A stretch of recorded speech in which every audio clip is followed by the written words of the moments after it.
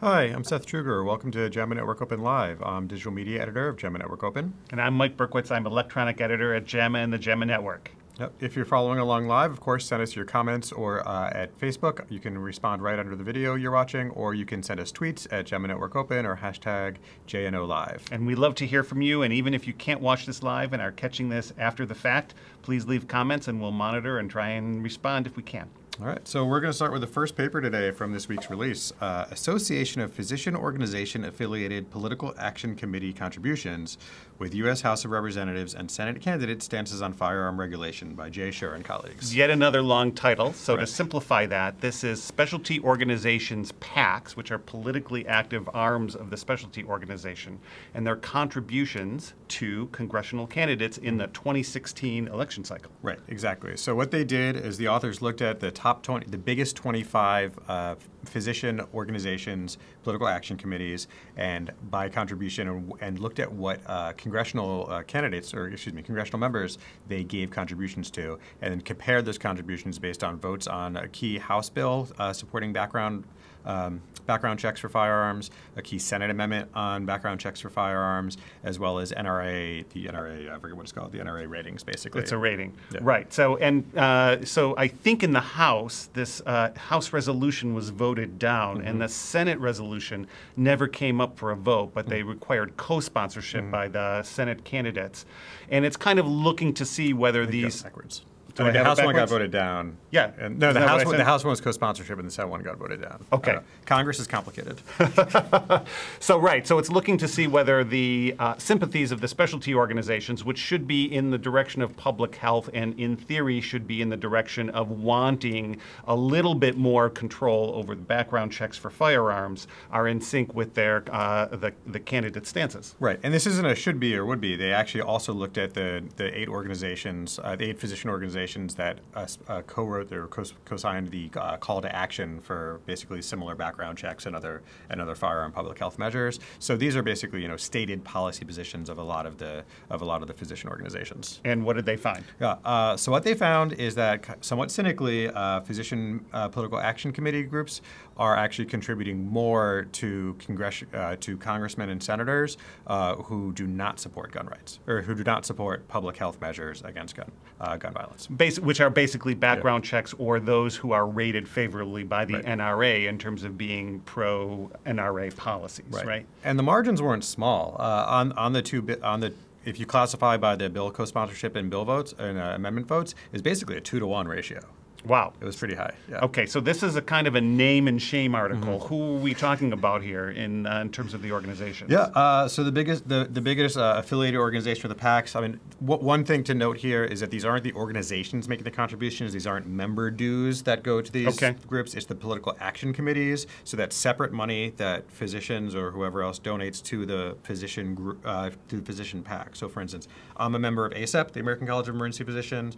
The money that I guess my department pays to ACEP doesn't, or that we pay to go to the Scientific Assembly doesn't go to this. It's the money that if I choose to donate to NEMPAC, the National EM Political Action Committee. Right, and I get hit up by ACP, American College of Physicians, and I think by the AMA to make separate contributions to their politically active arms so that they can lobby on my behalf in Washington. Right, so the big ones up here, if you look at the figure, there's a whole bunch of stuff going on here, but basically you can see that the biggest contributors in the top corner are the orthopedic surgeons, the anesthesiologists, the AMA, ACEP. Some of the other ones are AAFP, ACOG, American College of Radiology, American College of Surgeons, and then as you get lower down, you see things like neurologists, hospitalists, ENT, and some others that I'm going to be polite and not recognize. Right.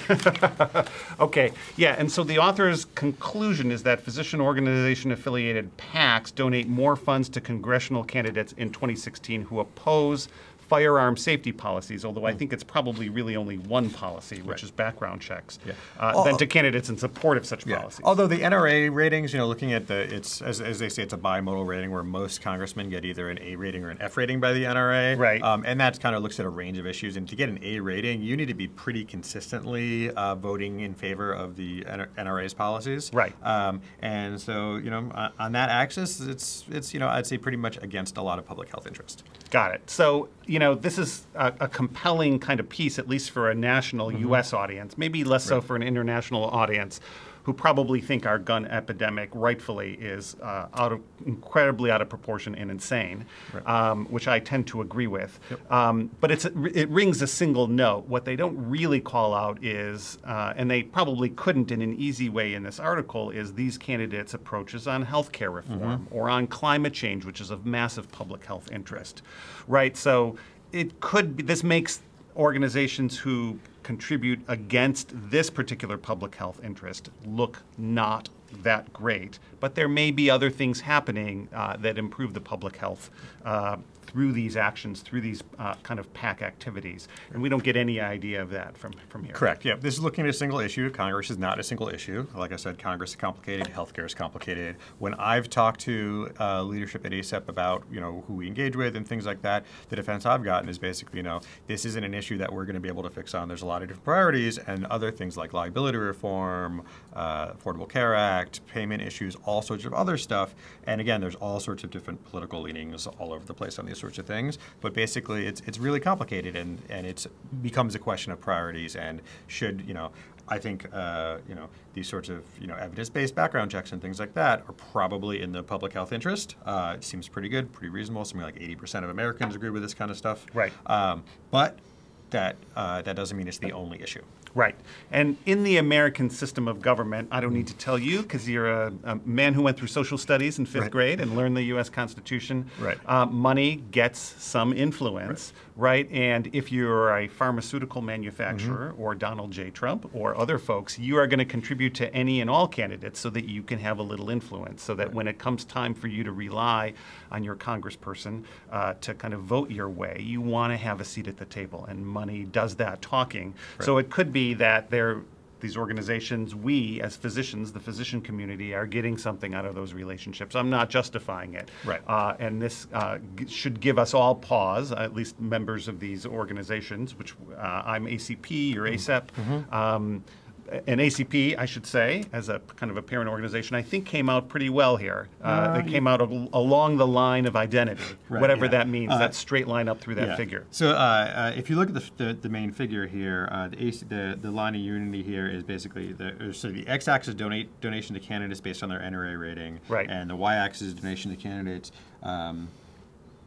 are rated on, so it's the x-axis is donations to A-rated candidates, and the y-axis is donations to non-A-rated candidates. Right. So if you're below the line, that means you're contributing more to NRA-favored candidates. Okay, so do you want to be above the line, or do you want to be on the line? I want people to be above the line. You want to be, okay. If we're looking at this as one single issue for public health prevention. Right. The ACP is slightly below the line. Okay, so to play this really kind of overly simplified game, there are very few winners. It's the AAFP, which is above the line, which is the American Association, I believe, of Family Practitioners, and ACOG. Yep. Right? Family physicians. But family physicians. Yeah, but it's family docs. Yeah, family docs and our obstetrician gynecologist colleagues are the ones who are supporting, whose donations are in sync with this definition of public health interest. Right. So I actually might be so cynical that there might be an upside to donating to the NRA-supported candidates, that basically that might be the foot in the door to convince them that, what good evidence-based policy might be. Well, it might be hard to convince them how to pronounce it properly. Right. Well, that's kind of what I'm saying, is that you have kind of a seat at the table if you're if you're donating, and you can have those conversations or at least get a little bit more time because you're more valuable to them. Right. And also the NRA is making big contributions. There's lots of other groups that are making contributions. These are big politically and in some cases philosophically backed arguments that we may not be convincing people on regardless of who we contribute to or who we, ignore. So it's not necessarily worthwhile to leave the table based on one issue. Right, but it's consciousness raising for the community of U.S. physicians. So hats off to Jeremiah Schur and Hannah Decker and Alessia Baker for helping us think about these things, and maybe we can have more of a seat at the table within our physician organizations to influence these donations. And if you're unhappy with your physician group's positions on these sorts of things, what you can do is talk to your phisian group leaders about it. Exactly. Yep. Right. It's democracy in action. Great conversation. Yep. All right. And thanks, Min, for the shout out. Min sent us a nice tweet broadcasting our JNO Live today. So always good to hear from you from the other side of the world. Right. And we have, Min's in Australia, right? And we have published previously in JAMA kind of an ecological study about their ban on firearms and its association with mortality from suicides and homicides. So check that out if you're interested in this topic. I think it was a 2016 article by Simon Chapman, who's a public health guru out in Australia. Yep, and spoiler alert, they don't have as many mass shootings as we do. They don't, but spoiler alert, I think it was really, it was an ecological study, so I think the association was with a decline, but it seemed like that decline may have been happening in some of these subsegments of deaths already. So it was really hard to make a connection, although it was really tempting to say that there were certainly no mass shootings afterwards. Right. So Min actually comments back that money corrupts. Well, I'm hoping he says money corrupts overall, not money corrupts JNO Live. And absolute power corrupts absolutely. Yeah, and kind of to bring things full circle, the end of the article, these authors make a great quote from a similar article in 1994 about tobacco policy contributions. And the defense from the AMA's PAC at the time was, it's not even apples to apples comparison, it's apple to hippopotamuses, which, if nothing else, is just a great, wonderful metaphor. Right. The point being that you cannot look at these donations and some aspect of a candidate's voting records and say that there's some association. I would have said hippopotami. Is it hippopotamodes, or is that just octopuses? Those are worms that infest in global rivers or something like that. Right. Okay. I don't know. I never took Greek or Latin, so it's all Greek to me. Okay. All right. So next up, we've got the association of duration of surgery with postoperative delirium among patients receiving hip fracture repair by Bhishma Ravi and colleagues. Okay. So this is really important. Delirium affects our older patients, right? And it seems to me that we still kind of don't quite know what to do for it. We don't know whether to medicate or to pull off the medications. In any event, it takes a lot of staff time. You're not supposed to restrain people who are delirious. It takes a lot of kind of one-on-one attention. So it's important to figure out what the risk factors are for delirium to see whether we can ease our way towards reducing it. And certainly surgery is a physiologic stress, and it was going to increase the risk itself. Yep. And if nothing else, delirium is a marker of badness. Whether or not we can modulate that, it's certainly a marker that sick patients are getting sicker in some way, or healthy patients are getting sick. Right. So this is the duration of surgery with delirium after hip fracture. So it's a pretty narrow patient population. Right. What did they do? Well, so they looked at 80 hospitals over about a 9-year period from 2009 to 2017 in Ontario, and basically looked at 68,000 patients who had surgically managed hip fractures. So these were all traumas.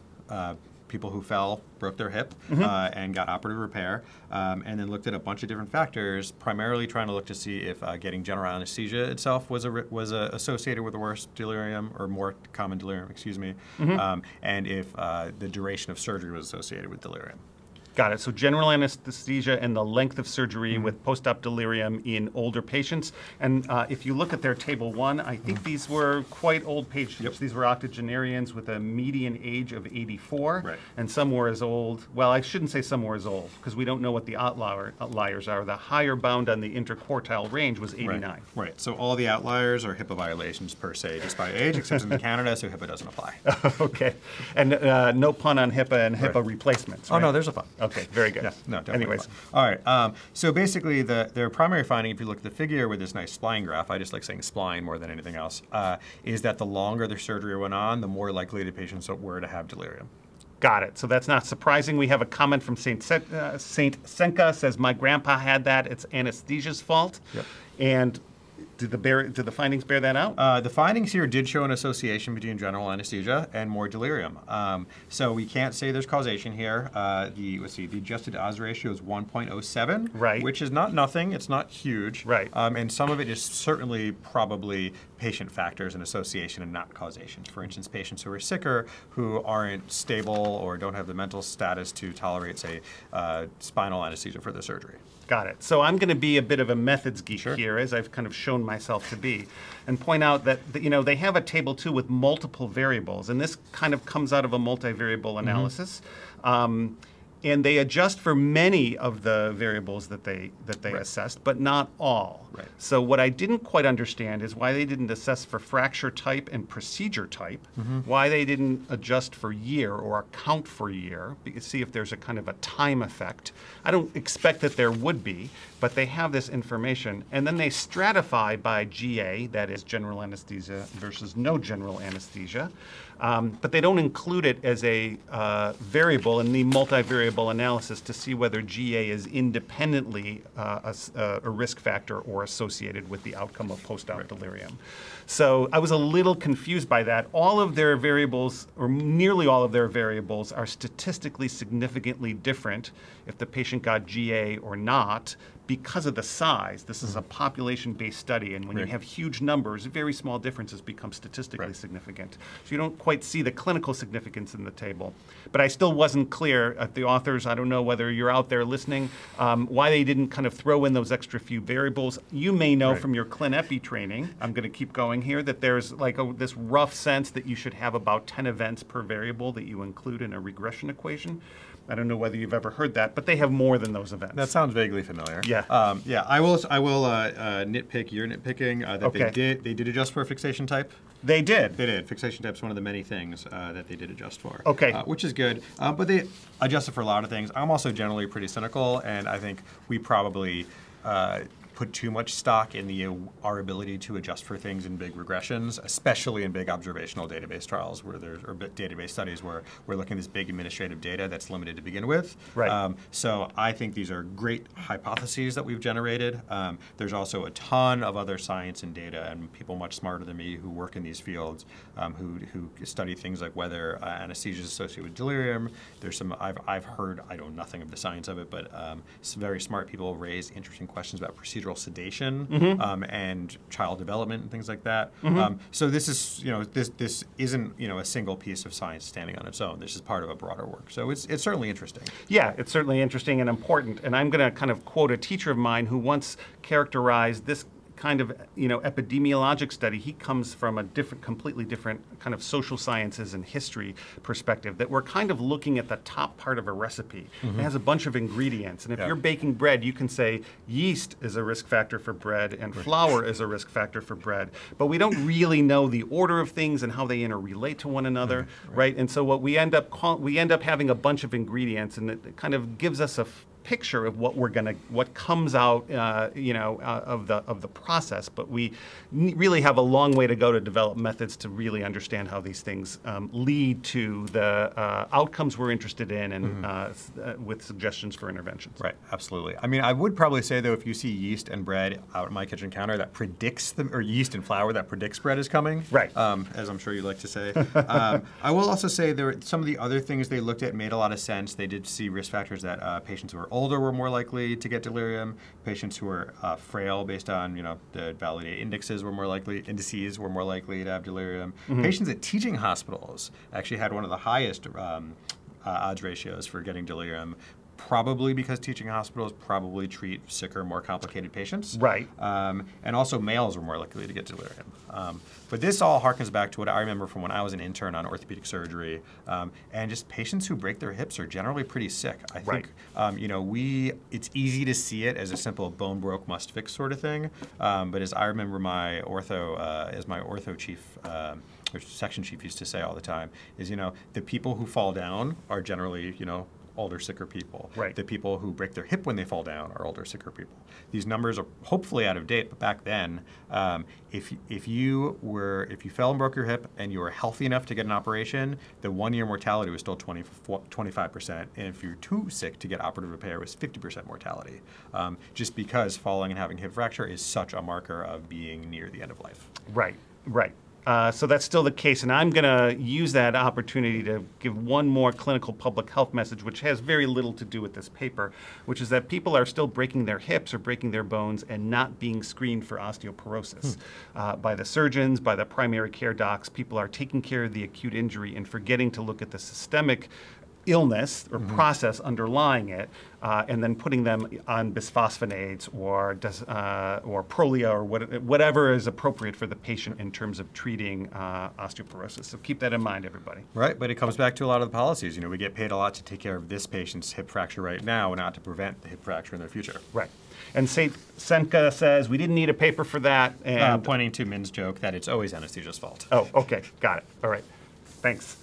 What do you have next? Sorry, it's hard to keep up with the speed of Twitter. Yes. Okay, so the last one we have today, assessment of changes in the geographical distribution of opioid-related mortality across the United States by opioid type, 1999 to 2016, by Matthew Kiang and colleagues. Got it. And if I didn't know better, Seth, I think that the O in JNO Live stood for opioids. I would say that's something we joke about quite a bit at JNO. Because we're seeing that quite a bit in the journal. Yeah. Unfortunately, I think that's more than anything a marker of how important and impactful the opioid epidemic is. I mean, we're seeing, we're talking about firearms and opioids. Those are two of the biggest causes of death of people in their healthy years in America now. Right. In the U.S., it's really an acute issue for us. Yep. I'm still optimistic enough to say that these are things that we can do something about. We have opportunities for improvement here. So studies like this, which can give us some more information. Yeah, and this helped me kind of put together some thinking that I was a little bit fuzzy on. So you tell me what you learned from it or what they did. Okay. So what they did, so they looked at the National Center for Health Statistics mortality data from 1999 through 2016, 350,000 opioid deaths in the U.S., and basically mapped how they changed on a state-by-state level, and then did some subgroup analysis. And you can see their main figure is figure 1, and they looked at basically how it changed over time, and then stratified by natural opioids, heroin, and synthetic opioids, which in this day and age pretty much means street fentanyl. Street fentanyl or carfentanil or something. Yep, they're fentanyl analogs, which also more than anything else means heroin cut with some sort of fentanyl analog. Right. So we all kind of, that's the part that I kind of knew but didn't know that I knew, and this kind of put a fine point on it. And what they're claiming, or the way the setup for this paper is that up until about 2013, it was all semi-synthetic opioids. It was the kinds of things that, prescription painkillers essentially, the things that we prescribe for patients, maybe not so much in the ED, but in primary care clinics and so on. Then it kind of shifted to street heroin, and now it is, as you suggest, fentanyl and carfentanil, what they call synthetic opioids, since about since 2013 or so. Yeah, 2010 to 2013 was heroin, and 2013. And unfortunately, we can probably kind of chart this with celebrity deaths if we wanted to, because some people that we know and love, Prince Rogers Nelson among them, I think Tom Petty. I mean, maybe we shouldn't pull in individuals, but there are people who thought they were taking painkillers but ended up having painkillers that were laced with these really, really powerful synthetic opioids and lost their lives because of it. Yeah, one of the, I think, most remarkable things I read on this a couple of years ago was we should stop calling opioid overdoses heroin overdoses and call them opioid overdoses, because so many of them have things besides heroin in them, and there's no way to really know anymore. And we should just really presume the prevalence of fentanyl cut in the street supply is so high that it's not just heroin anymore. Right, and there's this really interesting give and take, at least in my mind, and I'm sure on the street, between the opioid habits that are maybe started with pills and the trade-off then to heroin, which ends up, I think, being cheaper and easier to get than the opioids that are being diverted and that start people's habit. That would be an interesting study to see how people move in and out of different opioid products in terms of their addictions and in terms of these the histories that underlie these mortalities and these overdose deaths. Yeah, and what's really interesting here to me is, just the geographic range and how things change, and how it's hard to know exactly, what we assume, who uses heroin, where it's being used, or who's dying from these fentanyl overdoses, and that it looks like a big heart of the chunk is kind of in Appalachia, in Ohio, Kentucky, West Virginia, Pennsylvania. When it gets into Maryland, it gets into New England. Those are kind of the biggest kind of hotspots on the maps where things are getting the worst as far as opioid deaths. Right, Mid-Atlantic and the kind of upper Northeast is where the change happened. Those are in this graph. I guess it's blue, deep blue, rather than red. And I wonder whether that's an I-95 effect. That's the interstate that goes between and through all of these states and kind of connects them in terms of trafficking, which isn't something I had tuned into. Sure. And some of it might also be the switch from, there was, a pretty big blip from the meth epidemic, and is there a switch from meth to opioids? So tell me what, if anything, you know about that. I didn't think that those two were interchangeable for their effects or their physiologic addiction. I don't know a ton. I've read a little bit about it, but I don't think it's physiologic. I think it's probably more this socioeconomics of it. There was some of it's probably just the economics of supply. Yeah. The meth supply had gone up a bit, and now just opioids. There's basically, the reverse opium wars, all the cheap fentanyl coming from China, coming from Mexico, et cetera, that's gotten into the supply, and it's just the use rates seem to be higher of opioids than when we saw the upswing in meth. Right. We just reviewed a movie in the pages in the arts and medicine section of JAMA called Beautiful Boy, starring Steve Carell and Timothée Chalamet, which tells the story of David Sheff, I think, a journalist from California whose son started on methamphetamines and then ended up transitioning to opioids. And they actually have come out of it and writing lots of memoirs together as father and son, because he's a journalist and the son is kind of following after his wake, about kind of the experience of it and kind of a view from the street. So check that out in JAMA or at your local bookstore. We have nothing to gain from giving that promo. And I will say that opioids, to my knowledge, did not make an appearance in Breaking Bad. I learned a lot about the meth industry, fictional, maybe, but Bryan Cranston didn't tell me anything about opioids. Although one time I did see a patient with an opioid overdose who the nurses called us over because a small baggie of what was clearly an opioid fell out of an orifice, and it was clearly had blue food coloring in it. And there's some dealer somewhere on the streets, you know what, Breaking Bad's popular right now, let's put some blue stuff in here, and unfortunately economics works in black and gray markets as well. Crystal blue persuasion. Right, yeah. Okay. Right. So I think that's it for today. Thank you, everybody, for tuning in. Be sure to follow us on Twitter, Facebook, LinkedIn, YouTube at JAMA Network Open. Be sure to comment if you've got more questions, concerns, thoughts, anything you want to share with us. And, of course, read these and other articles at jamanetworkopen.com. Right. Thanks to St. Senka and Min for following us and leaving comments. Reminder that we have a new podcast. It's early days. There's only 2 out, but you can either go to our website or go to whatever podcatcher you use or podcast site that you use, and it's JAMA Network Open Editor's Audio Summary, where Fred Rivera and Steve Finn, the deputy editor, picked 2 articles to discuss. Reminder that we publish new articles every Friday at 10 a.m. Central Time U.S. That's Greenwich Mean Time -6. No matter where you are in the world, you can calibrate. And check it out next Friday, and we will be back next week. Yep, we should be here Monday, 2 o'clock Central Time or 3 o'clock Eastern. Okay. Or some other time zone. Great. It's always fun. Thanks for joining us, and see you next time. Take care.